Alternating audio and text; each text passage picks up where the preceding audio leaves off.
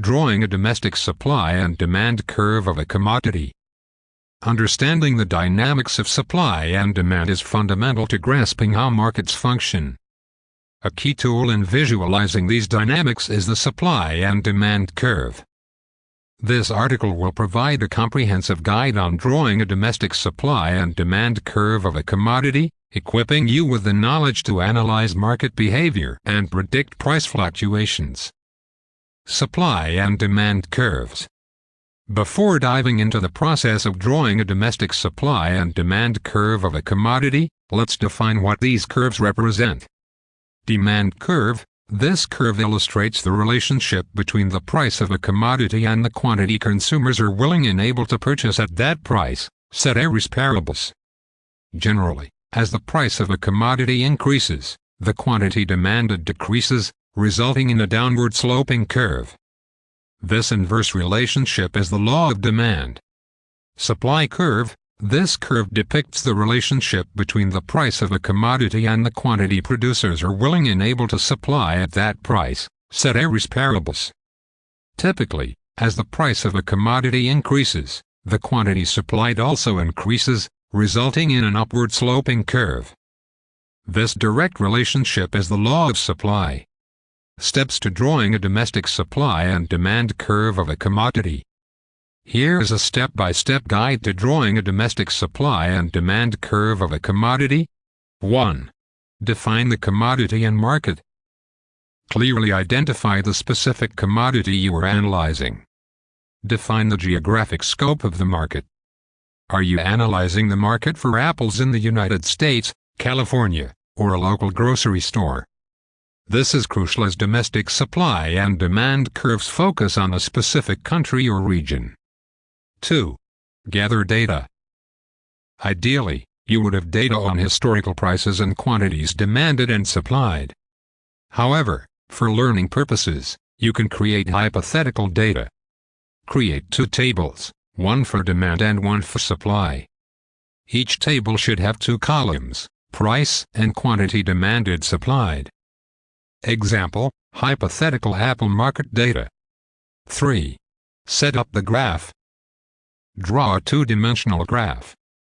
Label the vertical axis as price and the horizontal axis as quantity. Choose appropriate scales for both axes based on your data. Ensure the scales are consistent and easy to read. 4. Plot the demand curve. Using your demand data, plot each price-quantity combination as a point on the graph. For example, plot the point, and so on. Connect the points with a smooth curve. This is your demand curve. Label it D for demand. 5. Plot the supply curve. Using your supply data, plot each price-quantity combination as a point on the graph. For example, plot the point, and so on. Connect the points with a smooth curve. This is your supply curve. Label it S for supply. 6. Identify the equilibrium point. The point where the supply and demand curves intersect is the equilibrium point. At the equilibrium point, the quantity supplied equals the quantity demanded. The price at the equilibrium point is the equilibrium price, and the quantity is the equilibrium quantity. 7. Label the graph. Clearly label all axes, curves, and the equilibrium point. Give the graph a title that accurately reflects what it represents. Analyzing the domestic supply and demand curve. Once you have drawn a domestic supply and demand curve of a commodity, you can use it to analyze various market scenarios. Surplus. If the price is above the equilibrium price, the quantity supplied will exceed the quantity demanded, resulting in a surplus. Shortage. If the price is below the equilibrium price, the quantity demanded will exceed the quantity supplied, resulting in a shortage. Shifts in demand. Factors like changes in consumer income, tastes, or the price of related goods can cause the entire demand curve to shift. An increase in demand shifts the curve to the right, while a decrease shifts it to the left. Shifts in supply. Factors like changes in input costs, technology, or the number of suppliers can cause the entire supply curve to shift. An increase in supply shifts the curve to the right, while a decrease shifts it to the left. Example: impact of a technological advancement on apple supply. Suppose a new technology allows apple growers to produce more apples at a lower cost. This would shift the supply curve to the right, leading to a lower equilibrium price and a higher equilibrium quantity. This can be visualized by drawing a domestic supply and demand curve of a commodity both before and after the technological advancement. Limitations of the model. While the supply and demand model is a powerful tool, it's important to acknowledge its limitations. Ceteris paribus assumption: the model assumes all other factors remain constant, which is rarely true in the real world. Oversimplification: the model simplifies complex market interactions and may not capture all relevant factors. Difficulty in obtaining accurate data.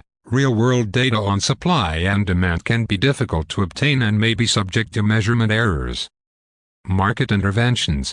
Government interventions, such as price controls or subsidies, can distort the market and invalidate the model's predictions. In conclusion, drawing a domestic supply and demand curve of a commodity is a valuable skill for understanding market dynamics. By following the steps outlined in this guide, you can create and analyze these curves to predict price fluctuations and assess the impact of various factors on the market. Remember to consider the limitations of the model and to use it in conjunction with other analytical tools for a comprehensive understanding of market behavior. Further research into economic principles and market analysis can enhance your understanding of these concepts. Further reading. Mankiw, N.G. Principles of Economics. Cengage Learning. Samuelson, P.A., and Nordhaus, W.D. Economics. McGraw-Hill Irwin.